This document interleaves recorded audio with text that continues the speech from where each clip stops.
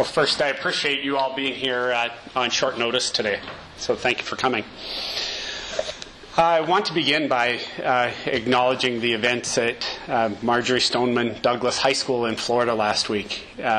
It's an incredible tragedy, and my heart aches for the victims, their families, the students, the community, and all whose life experiences will forever be impacted as a result of that horrific tragedy. Following that incident over the course of the last week, both regionally as well as in our local schools, we've experienced a variety of concerning events, including some threats and social media postings and graffiti that's caused us to bring you together today to help you to better understand what we do in terms of assessing threats and making sure that we provide for a safe and inclusive school environment.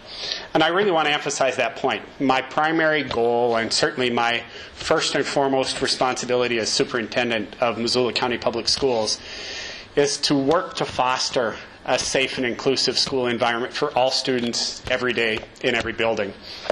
We're fortunate that we have great classified, certified, and administrative staff who make it their top priority, and each and every day work to meet the social, emotional, behavioral, as well as the academic needs of all the students we serve. So today, my intent is to help you develop a comfort level as parents, students, and as community with regard to how we respond to the events that we oftentimes face within our school buildings. So over the course of the school year, and certainly as has been noted this week, we may have students who verbalize threats that are directed at specific students or at school buildings.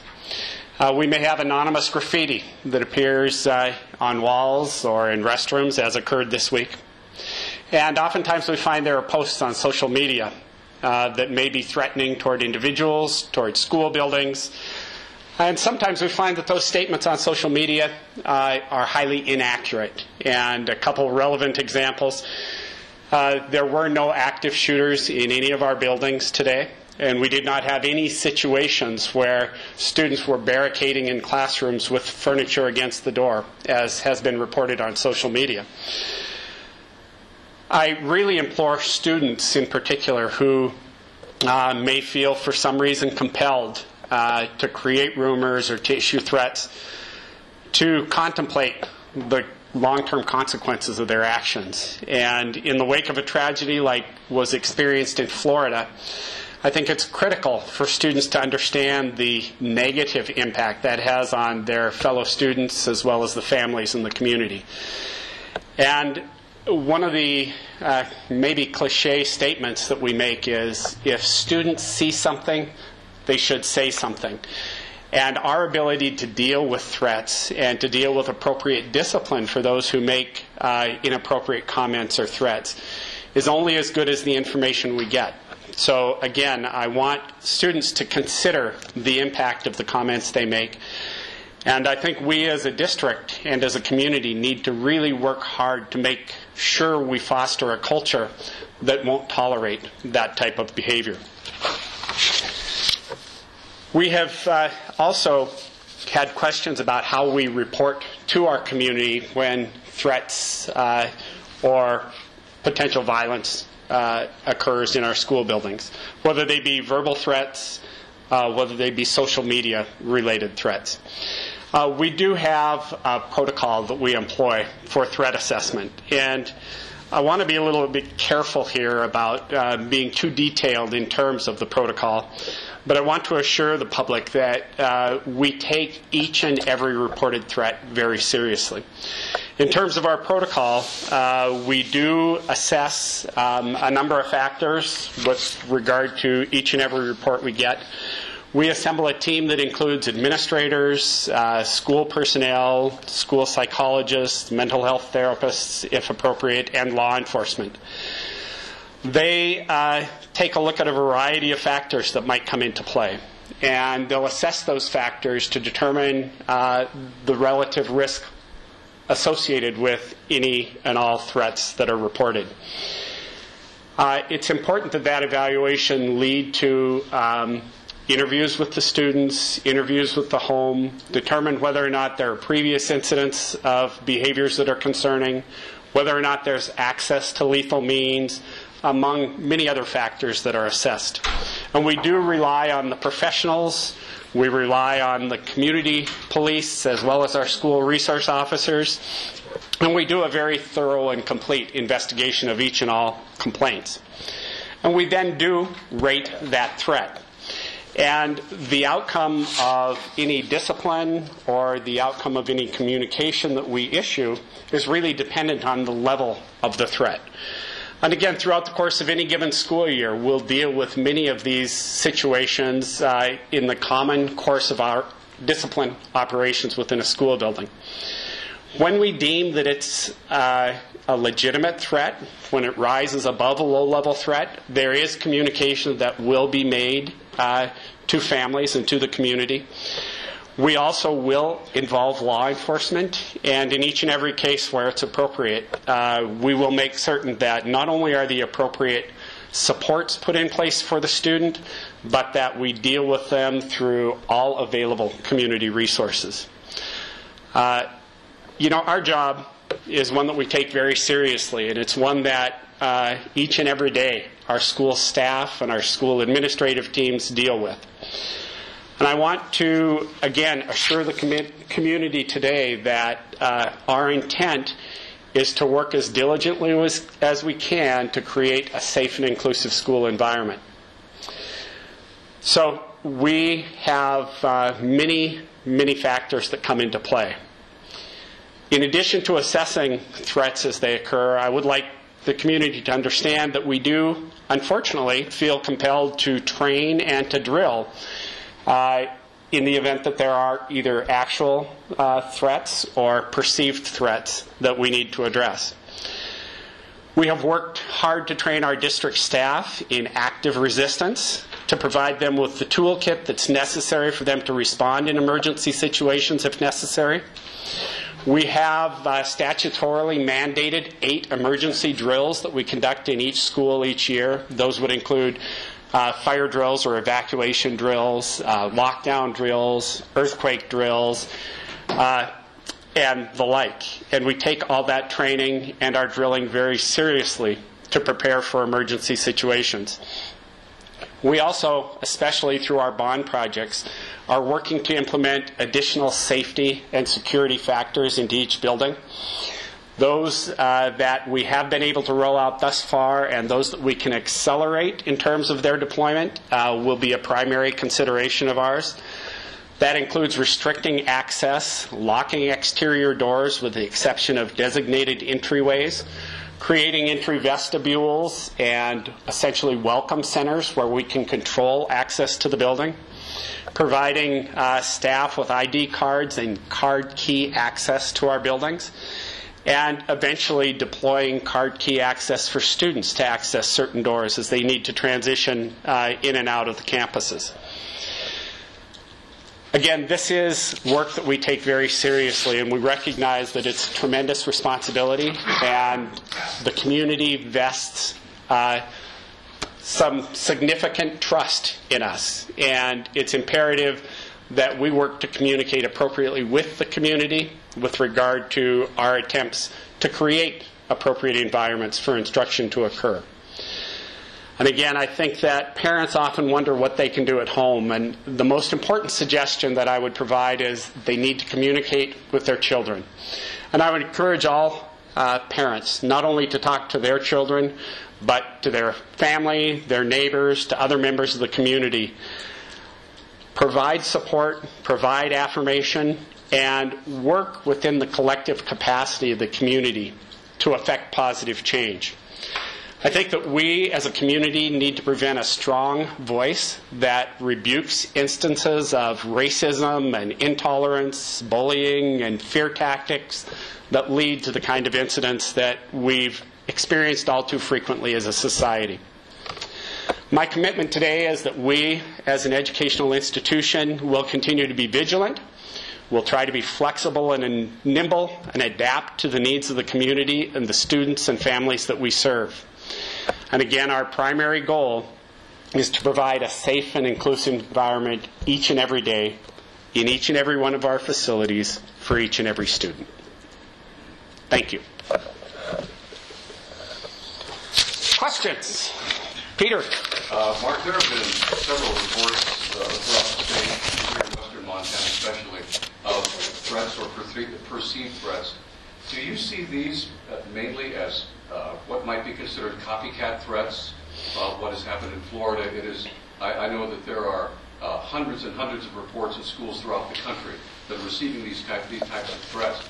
I know it's necessary to take each one seriously, but how do you determine whether or not it's a really serious threat? Unfortunately, I think after an event like that which occurred in Florida, we do see an increase in the number of reported threats of violence. The unfortunate reality is every single one has to be taken seriously. We simply cannot dismiss any as being copycat or invalid. And given that, we need to engage with law enforcement and, again, our school crisis teams and our threat assessment teams to determine what our best course of action is. What makes it challenging at times is we're not always able to identify the source, and that makes it increasingly disconcerting. And therefore, my previous reference about creating a culture, and I know it's an oversimplification, but a culture similar to that we see in airports, where we would just never expect this kind of threat to be spoken, verbalized, because we know that there is an impending and an immediate consequence. Just simply can't be tolerated. Are the two graffitis related to each other, and are there any suspects or anybody that are questioned? They have been conducting some interviews. I would not say that we have any clarity at this point who authored them. I would suspect they're two different individuals. One was in a boys' bathroom and one was in a girls' bathroom. School going to be scheduled to go on as tomorrow? Absolutely. We're confident that we have done what we can to address the threats. We'll have increased levels of law enforcement and security at the building tomorrow, but yes, we will have school as scheduled. Can you talk a little bit more about what an increased presence and security will look like at a school? Well, for example, in each of our high schools, we have a school resource officer, and they're there full-time when school is in operation. For tomorrow, we've asked for additional law enforcement presence. So at Big Sky High School, for example, we anticipate 3 officers being present. And how long will that extra law enforcement last, do you think? I don't have a clear sense of that at this point. We will evaluate on a daily basis.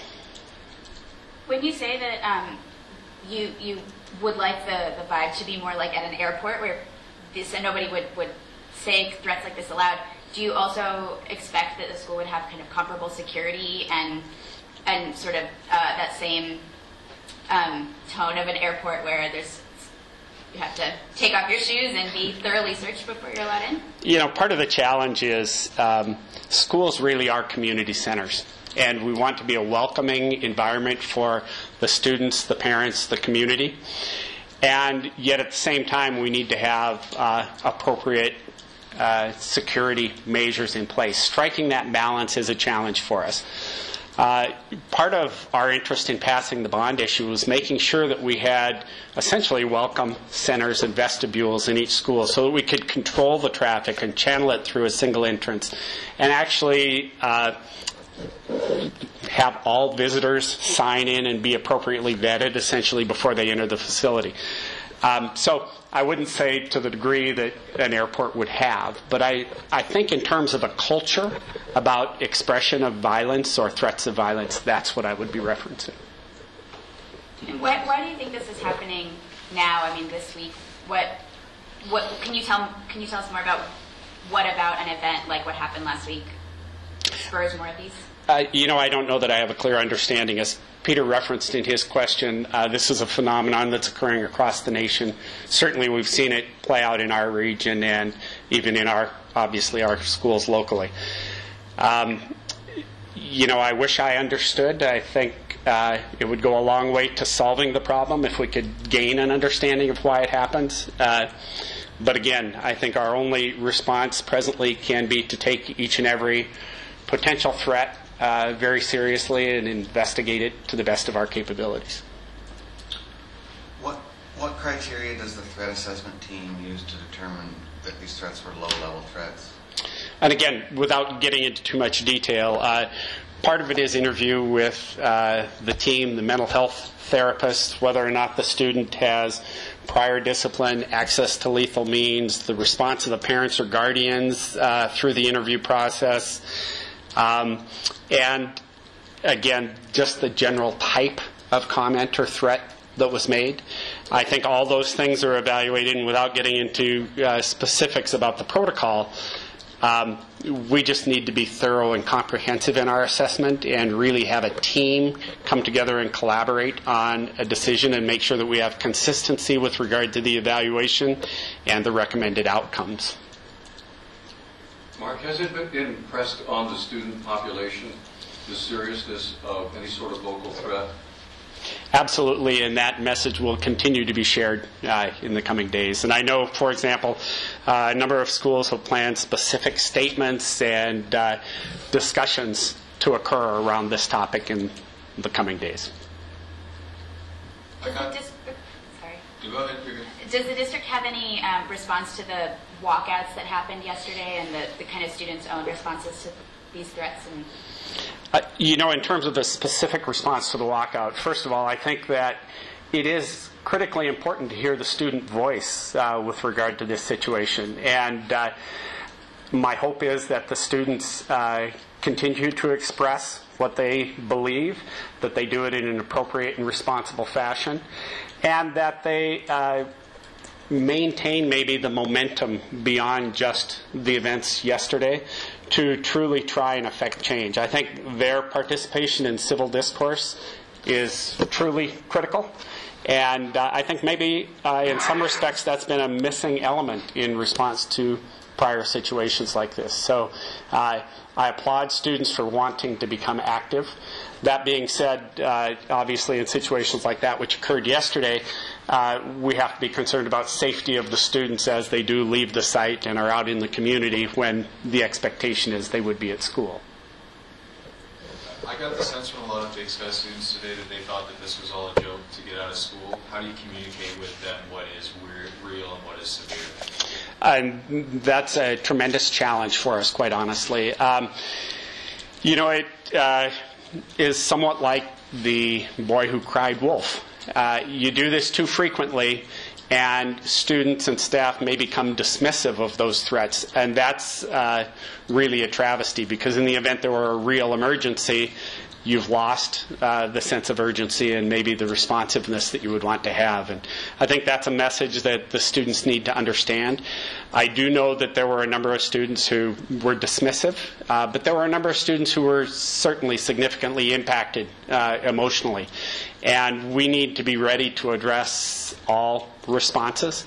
And again, as I said previously, we need to treat each and every one as though it's serious and make sure that we respond appropriately.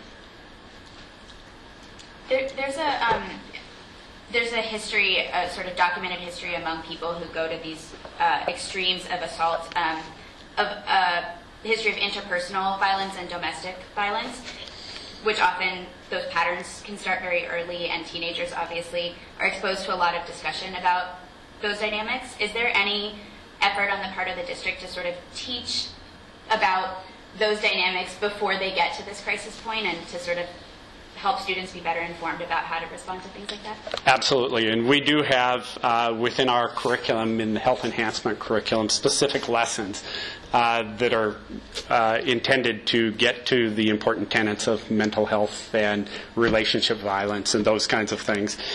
I would also say we have recently begun administering a depression screener in grades 7 through 10, largely as a response to the suicide epidemic, but it also informs us with regard to situations like this. We have within each of our buildings community and school-based mental health therapy teams, and we have them in each building to help serve the needs of all students. And so I think it's incumbent upon us to recognize that certainly school's primary function has been the academic side, but you really can't successfully deal with the academic needs of students if you don't also address the social, emotional, and behavioral needs of the students. I know we're getting close to deadlines for people. Let's take the last two questions, if there are any.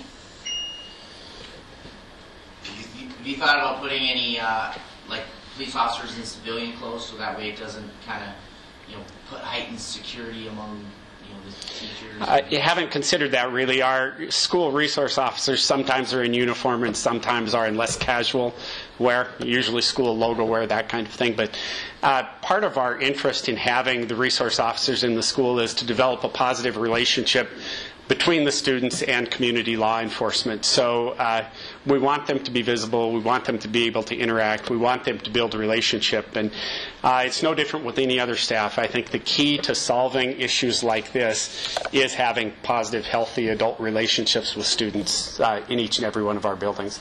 Having a meaningful adult relationship really helps foster a sense of security among the students in the buildings. Also gives them an outlet when they do have questions and concerns, somebody that they can trust to have those important conversations. There was at least one media outlet that quoted a student as saying she had heard over the intercom or something that there was an active shooter. And I know there were social media postings to that effect, but that was not accurate. Yeah. How did that happen? I wish I knew. It's the rumor mill. And unfortunately, I think all too often when it gets posted to social media, people accept it as fact, and it's not always accurate.